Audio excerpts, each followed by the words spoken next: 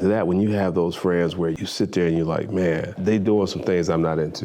Then maybe you got that group over there that still want to chase the women. I call it growing apart. When you're a kid, you have a childlike mindset. And then I tell you the biggest thing is when I started walking with God. He all that now. He all that now. He different. He different.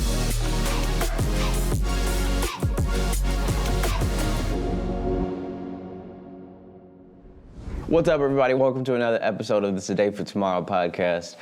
For this one, I want Mike. Could you go ahead and introduce what you were just talking about?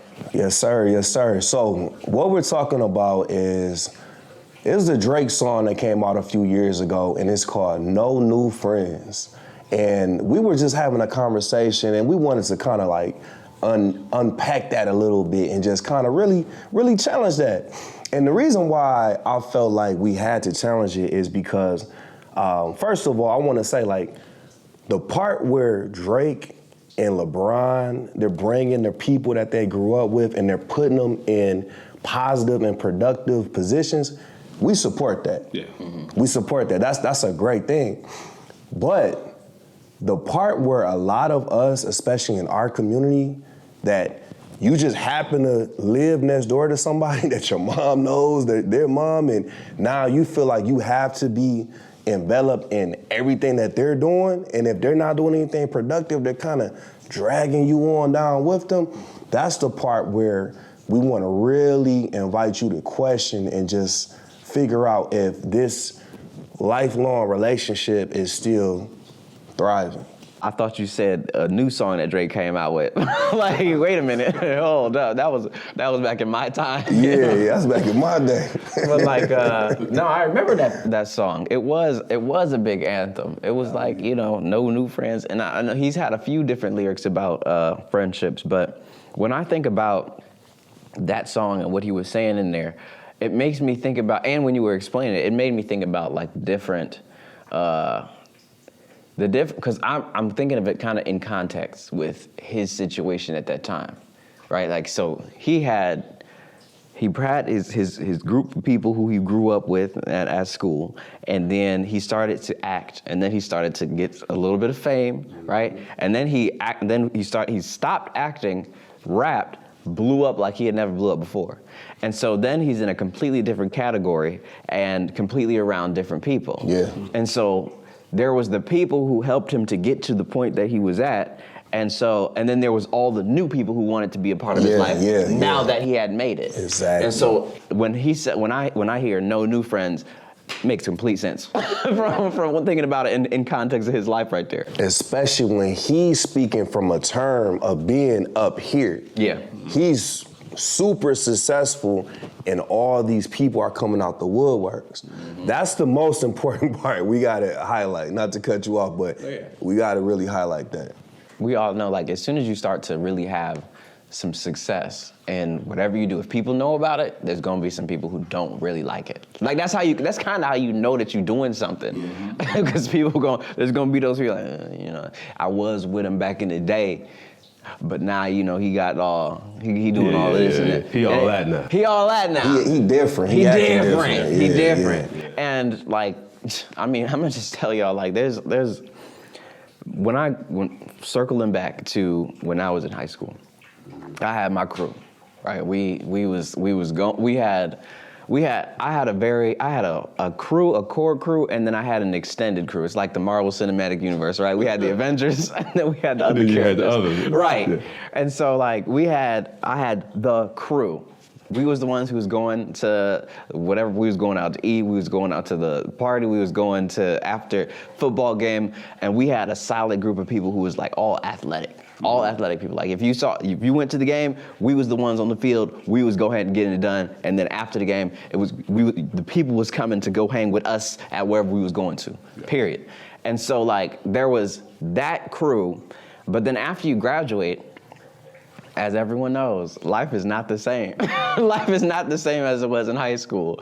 And, some people start doing this, some people start, settling down quick. Some people go and they want to, like, put fuel on the flame of their career and start elevating, like, dramatically, meaning that they are doing completely different things. And after a certain amount of time, you start to realize that, like, when you talk to the person who can pick a different route, you the conversation has to kind of touch back on those times back in the day a little bit too much, because it's like we don't really relate no more. Yeah. Y'all experience that? Oh, definitely. Yeah, you grow. I call it growing apart, right? Yeah. And man, I'm just sitting there listening to both of you frame this topic, and I just go back to like you talk about the neighborhood, and those friends had in the neighborhood go play basketball. We'd be out there playing.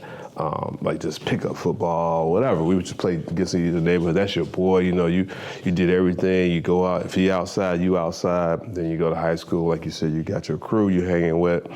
And I just reflecting back on, okay, who those day one friends, how many of those do I still interact with and consider them to be what I call a friend? Right. And I think the limitation though is not having no new friends though, is that I wouldn't know y'all. Yeah, I mean, we wouldn't be doing this. We wouldn't be doing this. Yeah. So going back to that, when you have those friends where you sit there and you're like, man, they doing some things I'm not into. Okay, maybe they decide, at least from the guys I grew up with, they decided to go down this road over here where they dealing with some things that's gonna get them in some foul trouble.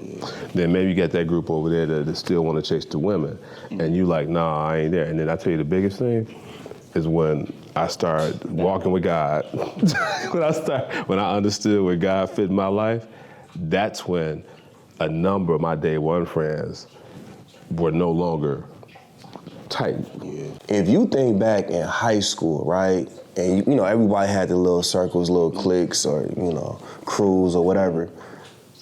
The most popular guys in high school, when you fast forward a short time, like maybe not even like 5 years later, a lot of those guys, they seem to, they not the same. Because they weren't evolving, because the thing is, when you're a kid, you have a childlike mindset. You look up to certain qualities. Yes. Oh, he a clown, man. He cracking all the jokes in the back of the class. Man, he funny, man. You should be a stand-up comedian. All of this stuff, and that's cool. You got all the girls, or you playing a sport. That's cool. Oh, he never go to class. He be in the hallway. He a cool guy. Yeah. You look at things that as an adult, you just like. A lot of those guys were formulating terrible habits and being celebrated for it. Yeah, exactly. And if they weren't able to evolve, they got left behind. And a lot of those guys, and girls too, in some cases, they were masking another issue. Yeah. Oh yeah. That usually would come out later, but to your point, they got left behind from the standpoint that didn't work. That didn't continue to keep them popular. As an athlete, you are told to go to the practice every day. You have to get up for school every single day. If you don't, your mom's gonna be upset with you. Like, you have to turn in, you have to do things to stay inside of the classroom so that you can hang with the people, and then afterwards you can go do all the other stuff, the crazy stuff you want to do, but then you have to come back to practice. You got practice at this time. It puts you on a schedule that you did not put together yourself. Your schedule is laid out for you, and you're doing X, Y, and Z. You gotta go to workouts, so you getting your exercise, and you didn't have to decide that you was gonna do it. You just gotta do it because you're in the sport. And then you get out of it. Some of those people who never had any sort of internal discipline, they never did anything because it was their own will. They wanted to do it for themselves, or who they could become by doing it. They kind of fall off after, like what you just said. Like 5 years later, you realize, oh, wait a minute. You're fat now. Whoa, he was the big guy. He was the big athlete. He was killing everybody. High school, you can still kind of skate a little bit, but when you're in college, I've seen guys that were in tremendous shape, but right after they lost that regiment, they fat, they don't do it. And it's always interesting to me because people were actually surprised, like, dang, like, you maintain shape. I'm like, bro, I'm working out for life. I can't just do this just for, I wasn't just doing it just because the coach was, and I never really understood that, but I started. And I thought that was just, everybody thought like that. But then I started seeing it very common.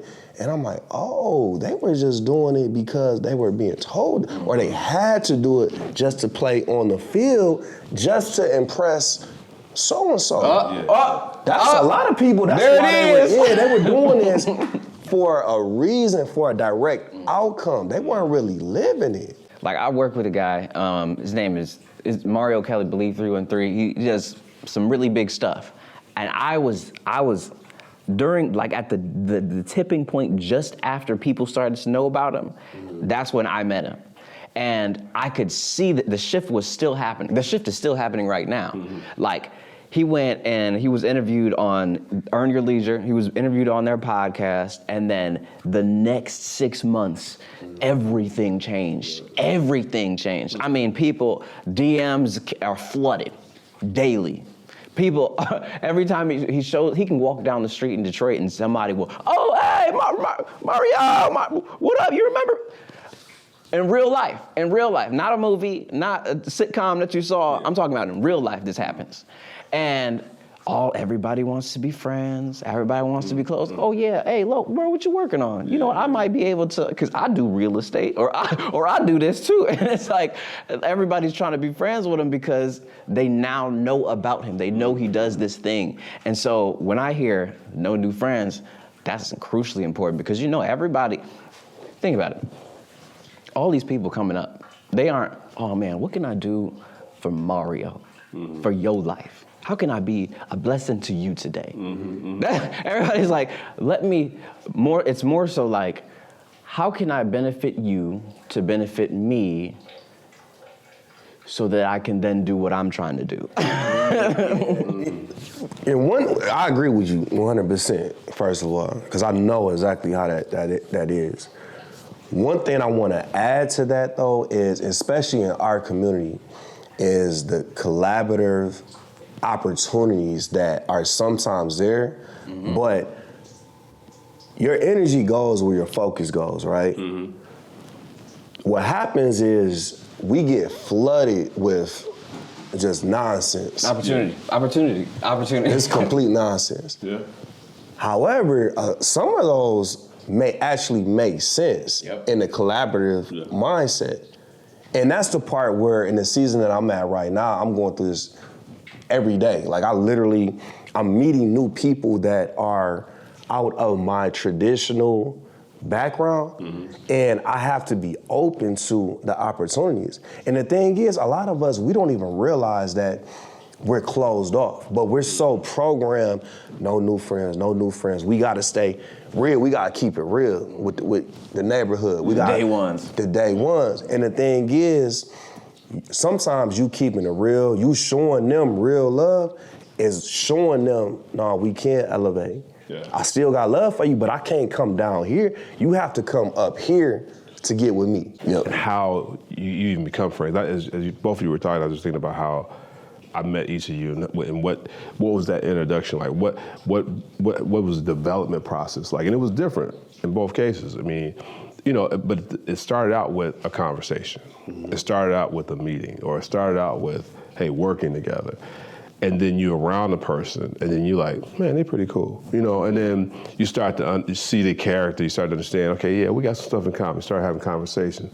So it's not to me, it's not an instantaneous thing. And you gotta be observant, because some people, they will fake it so good, you know. And you might take it in a minute, but you know, you at the same time, you got to be like, well, okay, I see you now. One thing that I've seen, like even the higher, the Jay-Z's of the world, if you have not met their third man, if you're not best friends with a third man, meaning that you done, and then with the third man is also popular too. Yeah. So that third man, you have to have met this person multiple times on different occasions. Don't think that the first time you saw him that, oh yeah, yo, let's go ahead and connect. No, it doesn't work like that.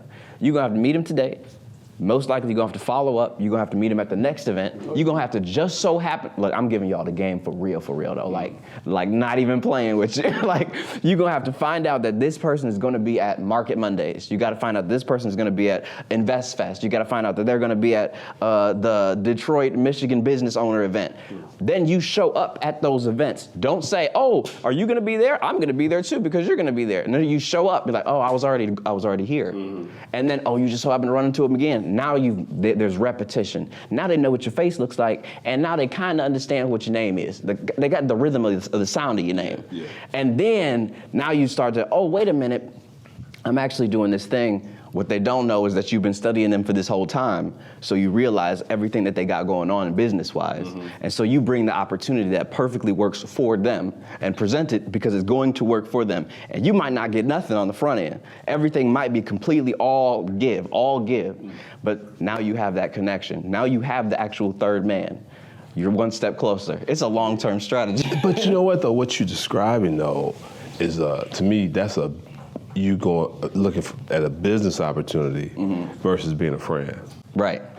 So I'm glad that you said that. Yeah. Not staying on this long, shifting gears. But, however, though, if you are looking for a business network and you're looking to build, you probably want to pause this, rewind, because he literally just gave you the step-by-step play on how to build that business relationship. Yeah. But it is important to say that is a business environment. Don't get me wrong, I respect the game.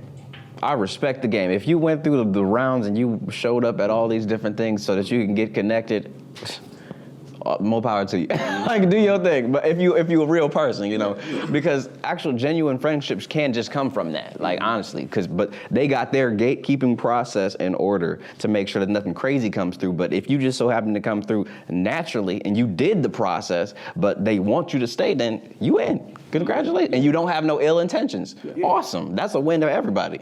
It's not just our normal acquaintances that we think, okay, that's a guy. Be willing to have conversations with people that are from different walks of life. And you never know, you actually may have a lot more in common with these people than you realize, but it comes through the process. Oh, we've seen each other at how's your family? You told me your son had a soccer game, how'd he do? And then you see him again.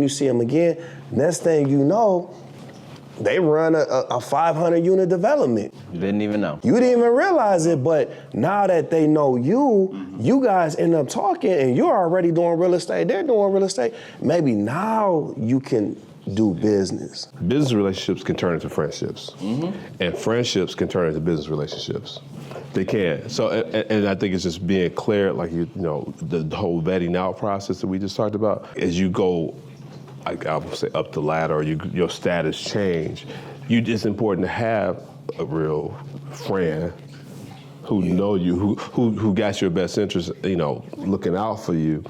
And there's also that discernment too that comes along with all that, because, Drake or whoever else, I mean, they in the end got to have discernment about who they bring around.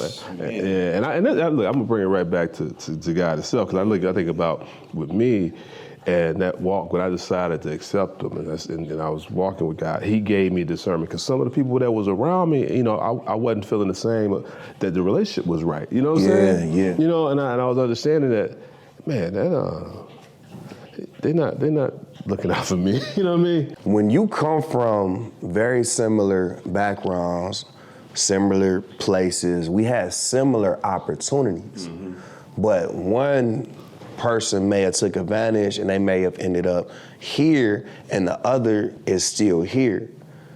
Now that commonality that y'all shared when y'all both was at the ground level, broke best friends, it's all good. Hey, let's go get some pops. All right, cool. How much you got? You got a couple quarters? All right, I got a couple. We got to put me in. We might have split a slice, We go get a slice of pizza, split it. We're good. We're both broke. We have no real stress. Once somebody starts making money though, and the other person, now it's almost like, well, I mean, we going so-and-so. I mean, you got it. You gonna look out? Can you look out, bruh? And it's like, after a while, it's not a problem with looking out, but at the same time, you start moving and you're not equally yoked anymore. And I think even to add on to that, it becomes difficult for them a lot of ways, because just you being you in this position causes them to reflect on their position and think about, man, because it's different when you look at Warren Buffett or something like, well, he grew up different. Or Donald Trump, and he had $1 million loan. You know what I'm saying? It's like, I can see why okay, cool. Yeah. But when it's somebody, we both came up from the sandbox, and then it kind of went like this, some people will get motivated and inspired. That's what you should do. But a lot of people, unfortunately, in our community especially, they become, bitter. They become jealous, resentful, and that's really the real problems creeping. There's a CEO, I can't remember who it was, but he says a part of his job interview, he'll invite a candidate to a breakfast. He'll purposely be late, and he'll tell the waitress to purposely mess up the order because he wants to watch how they interact with high level stuff. With the waitress that he thinks has nothing to do with anything to impact him. So the whole point for that conversation, be authentically you. I wanted to touch on another point you talked about earlier with Drake. The thing that I do, and we're not promoting Drake or anything like that. If you like his music, cool. If you don't, cool. This is not sponsored by Drake. We're not, but I think it's important. I like to study success, right? Because success does have a way of leaving clues. Drake came from a much different environment than other rappers. Oh, yeah. Like you said, he was an actor. He's from a whole different country. Jewish. He's Jewish. Canadian. Canadian. Everything. The reason why he was accepted was, for one, he was talented. He was super talented. But another reason was he was authentically him. He wasn't talking about killing or I'll shoot him in the face because he didn't do that. And the thing is, a lot of these rappers, they didn't really do it. They might have seen it or been around it. And that's the whole point where people will accept who you are if they know it's authentically you. My wife always talks about me, I don't let people in, and she's like, oh, that person's reaching out to you. And I never thought about it, but I am pretty guarded, and I think it's healthy to be guarded in that respect and understand what type of relationship somebody's trying to generate with you, and sometimes it's organic, which is the ones I love, and sometimes you can kind of peep that it's like the person's pressing a little too much, you know what I mean? And then you start to wonder why, what's going on here. So, but I think we got, that no new friends.